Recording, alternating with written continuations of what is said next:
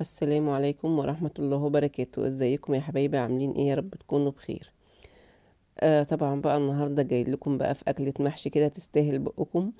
الجو طبعا انتوا عارفين بقى بدأ يسقع وكده، فدي احلى اكلة شتوية احنا كلنا بنحبها. طبعا بقى معانا النهارده محشي الكرنب الجميل، ومعانا بقى فرختين بلدي كده حلوين يستاهلوا بقكم. النهارده ان شاء الله بقى نعمل مع بعض المحشي. احنا طبعا عملنا المحشي كذا مرة قبل كده مع بعض، بس النهارده كده جايبه لكم ايه، تكايه صغيرة فيه كده حلوة هتعجبكم. وهنخدع بقى ونقلي بقى ونعمل حاجات حلوة مع بعض. اول حاجة طبعا كده هنبدأ ان احنا نسلق الكرنب. ونقول اول حاجة كده، نقول بسم الله الرحمن الرحيم. اللهم صل وسلم وبارك على سيدنا محمد عليه افضل الصلاة والسلام. طبعا زي ما انتم شايفين بقى، انا حطيت الاول مية على النار كده تسخن. حطيت فيها شوية ملح وحطيت فيها شوية كمون. ونزلت طبعا بالكرنب بتاعي بعد ما نضفته. طبعا احنا بننضف الراس كده بالسكينة. ونطلعها، وبعد كده بقى بنقلب الكرنباية كده على وشها. بيبقى الضلوع بتاعت الكرنباية بتبقى ناحية تحت، عشان لما ابدأ ان انا اقلبها الناحية التانية اشيلها بقى سهل، تبقى ايه، تطلع معايا سهل، ما تتكسرش وما تتقطعش بالشكل ده. طبعا أنا بغطسها كده كويس بحيث ان هي ايه، المية السخنة تطول الورق كله. ما يبقاش فيه حاجة يعني نية فيه، وتطلع كلها زي بعضها. طبعا بقى انا كرنبية اتسلقت معايا بالشكل اللي انتوا شايفينه بقى ده. هبدأ بقى انا اطلع بقى واحدة واحدة كده، يعني اللي احس ان هي استوت خلاص اشيلها واطلعها. وهبدأ بقى اشيل الكرنب بالشكل اللي انتوا شايفينه ده. هو السليق ما بياخدش وقت خالص، يعني ما فيش ثواني، يعني يعتبر ثواني في المية السخنة. وابدأ اطلع زي ما انتوا شايفين كده. طبعا انتوا عارفين بقى دلوقتي يعتبر ما شاء الله الموسم، يعتبر موسم الكرنب البلدي اصلا. في الفترة دي الكرنب ما شاء الله بيبقى اصلا طعمه حلو كمان عن الكرنب بتاع الصيف. يعني كرنب الشتا ده ما فيش احلى منه طبعا. فطبعا الناس بقى اللي بتحب بقى المحاشي والكلام ده، يعني ايه، ده فرصتهم بقى ان هم يعني ما يفوتوش اللحظة بقى بتاع المحشي دي. بتبقى جميلة بصراحة بقى في الشتا بقى وفي السقعة. أكلة يعني بصراحة لذيذة من الآخر يعني. طبعا بقى أنا بسلق الكرنب، ومعايا هنا طبق على جنب كده حاطة فيه مية ساقعة من الحنفية. الكرنب طبعا بطلعه يعتبر سخن. بنزل في المية الساقعة بتاعتي دي على طول. بغطس بقى الورق كله كده زي ما انتم شايفينه بالظبط، بحيث بقى ان الورق بتاعنا بيبقى بارد، ما يبقاش سخن على بعضه ويطرى معايا اكتر. المية الساقعة بتخليه بقى محتفظ بالطراوة بتاعته ديك، ما بيتهرش معايا.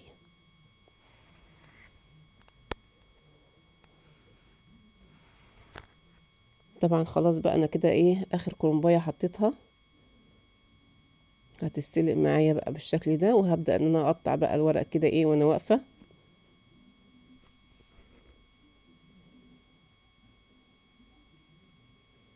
هقطع بقى الورق بتاعنا واحدة واحدة كده، وهجهز بقى وانا واقفة بحيث ان هو يبقى جاهز معايا. طبعا لما بنكون احنا مقطعين الورق ومجهزينه، ومقطعينه ورق صغير كده على قد المحشي على طول، ده بيسهل معايا وقت كتير جدا. ما بياخدش معايا وقت طبعا، يعني انا ببقى مجهزة بقى الخلطة والكلام ده. ببدأ ان انا اشيل على طول وحشي اول باول، ما بتأخرش في الوقت. هبدأ بقى اشيل، ان انا اشيل الضلوع اللي هي الاولانيه اللي انتوا شايفينها دي. طبعا دي انا ما برميهاش. دي انا بستغلها ان انا بخللها، لان احنا بنحب نخلل الكرنب جدا، بيبقى طعمه جميل جدا.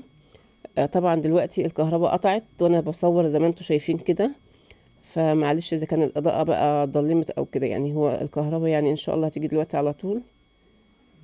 فهبدأ بقى ان انا اقطع ايه الورقه على قد الصوابع كده. الكهرباء طبعا بقى مش مضمونه خالص، اليومين دول بتقطع عندنا كتير الفتره دي. فالحمد لله، يعني هجيب كشاف برضه احطه، يعني هيعمل اضاءة شوية عن كده.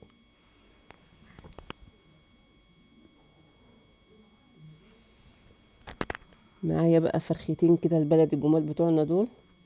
ما شاء الله، يعني فرختين كده بلدي بياض. احنا مربينهم برضو يعني على السطح عندنا. فما شاء الله طبعا الفراخ البلدي دي يعني مش عايزة اقول لكم على طعمها بيبقى عامل ازاي. والدهن انتوا شايفين الدهن، حتى كمية الدهن اللي هي فيها هي، يعني كمية ما شاء الله يعني. والفرخة يعني ايه، مش عايزة اقول لكم تتاكل نية يعني.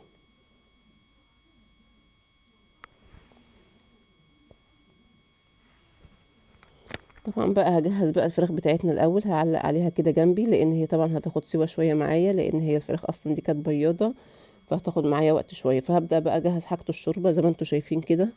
علقت على الميه بتاعتي تسخن، وهنزل بقى بايه الطماطم والبصل والجزر وقرن فلفل كده اخضر.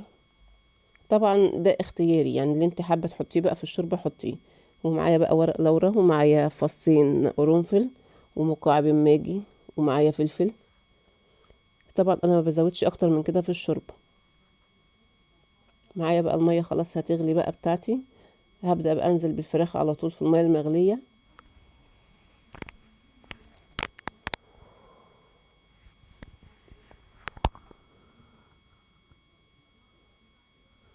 طبعا بقى زي ما انتم شايفين كده الفراخ يعني ما شاء الله جميله قوي، يعني ما فيش احسن من تربيه البيت. بس طبعا يعني احنا في الجو الحالي كل حاجه بقت غاليه طبعا، يعني كله غالي.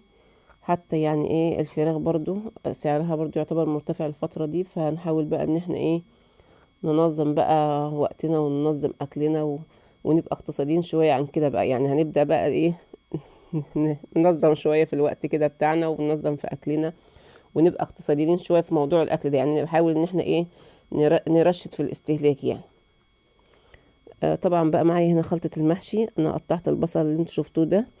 هو المفروض كنت اعمله في الكبه بقى، بس الكهرباء طبعا قطعه، فانا عملته على ايدي كده. وقطعت برضو الفلفليه، وحطيت بقى حته زبده كده وشويه زيت حلوين. هبدأ بقى اشوح فيهم طبعا كده شوية. لما احس بقى ان البصل بتاعنا اصفر، هبدأ بقى ايه اظبط فيه بعد كده وانزل عليه بالطماطم. كده انا وصلت للدرجة دي في البصل، كده بقت حلوة قوي. هنزل بقى بالطماطم بتاعتنا. طبعا انا حاطه بنجر مع الطماطم، فما شاء الله بيديها لون حلو قوي، وفي نفس الوقت بيدينا برضو فايدة كتير.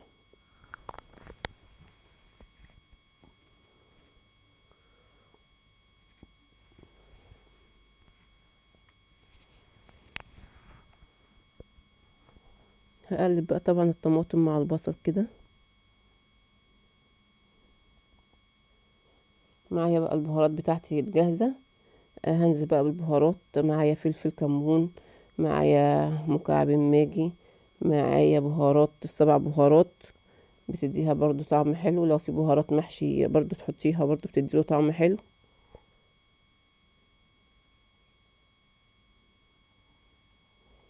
هديها بقى تقليبة كده، واسيبها بقى ايه مع نفسها كده تتسبك تسبيكة حلوة بقى على النار.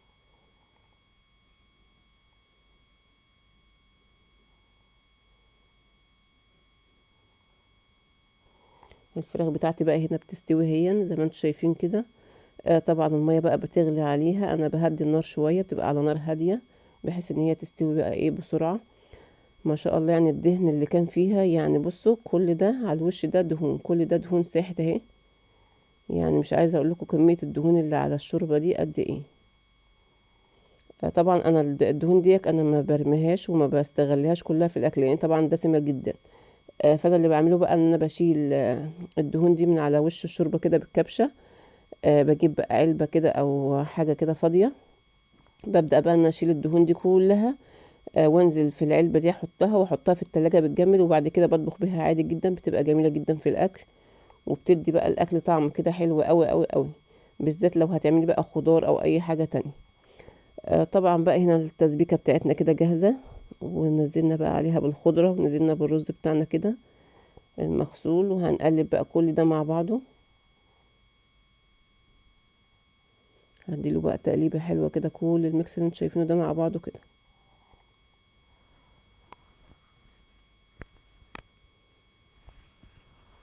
طبعا بقى الخلطه بتاعتي الجميله اللذيذه دي بقت جاهزه تمام اهي، ولونها احمر برضو حلوه كده. انا قلبت الخضره بقى والرز مع الصلصه بتاعتنا.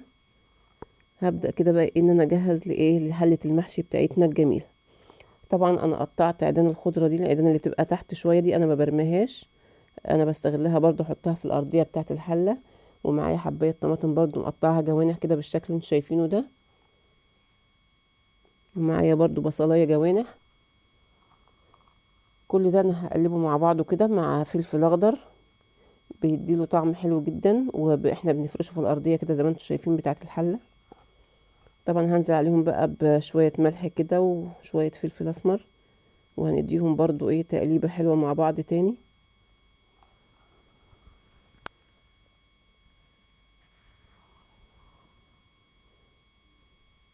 انا قلبت بقى طبعا كل ده مع بعض اهو.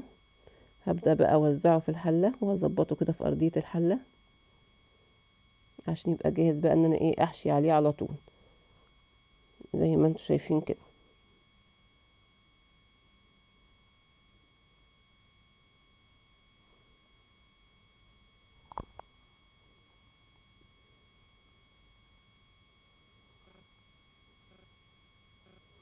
معايا بقى طبعا هنا الكرنب بتاعنا بعد ما قطعته بالشكل اللي انتوا شايفينه بقى ده، هو كده جاهز على الحشو على طول. طبعا لما بيكون متقطع كده ما بياخدش معايا وقت خالص. يعني بستغل بقى الوقت اللي انا كده بيبقى على طول سريع، اخد بقى الورقه واحشي على طول، مش لسه هقطع وكده. زي ما انتم شايفين بقى بدأت ان انا احشي سطر ولا سطر كده لحد ما اخلص بقى كميه المحشي كلها اللي معايا.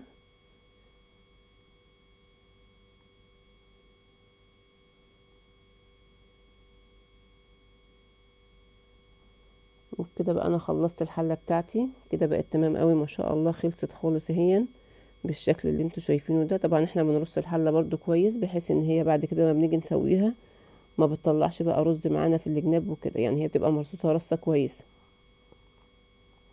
وده الشكل النهائي بتاع الحله بتاعتنا بعد ما خلصناها. هنبدأ بقى ان احنا نسقيها بالشوربه بتاعتنا كده، الشوربه الجميله دي. يعني الشوربه ما شاء الله جميله قوي قوي، وطعمها كان جميل جدا. يعني طبعا ما فيش احلى من الفراخ البلدي طبعا، يعني البلدي يوكل اكيد يعني. طبعا انا هسقي المحشي بتاعنا. زي ما انتوا عارفين بقى ان احنا بنسقي المحشي بتاعنا وبنسيب اخر سطر ده ما بيوصلوش الشوربه، او لحد اخر سطر كده احنا بنسيبه باين من غير شوربه. بنهز برضو الحله بتاعتنا كويس بحيث ان احنا نضمن ان الشوربه اتوزعت في كل المحشي بتاعنا، ونضمن ان هو يستوي كويس.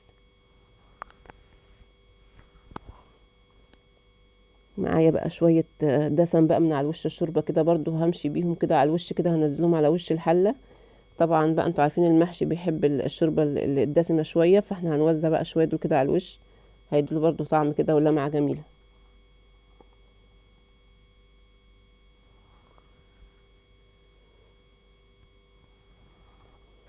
ومعايا هنا بقى المحشي بتاعنا على النار اهو، خلاص هو اتشرب كده، احنا هدينا عليه ما شاء الله. يعني مش عايزه اقول لكم بقى طبعا على الطعم بتاعه والريحه، يعني حاجه كده اخر حلاوه.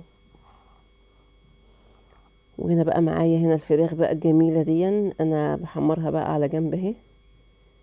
يعني لان انا طبعا بحب الفراخ تبقى متحمره لما بيكون في محشي، يعني بحب طعم الفراخ متحمره كده مع المحشي جدا، بتبقى طعمها جميل قوي.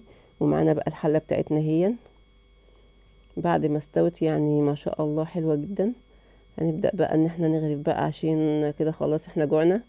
وتفضلوا معانا بالهنا والشفا. اهم حاجة بقى ما تنسوش اللايك والشير وسبسكرايب للقناة، وكومنت حلو كده تشجيع يشجعنا كده. وربنا يخليكوا لينا احلى عيلة واحلى ناس. وتفضلوا معانا محشي، وبالهنا والشفا ليكم ولينا ان شاء الله كده يا رب، ونورتوني. واشوفكم بقى على خير في فيديو جديد في قناة يوميات الناس البسيطة. ومع الف سلامة.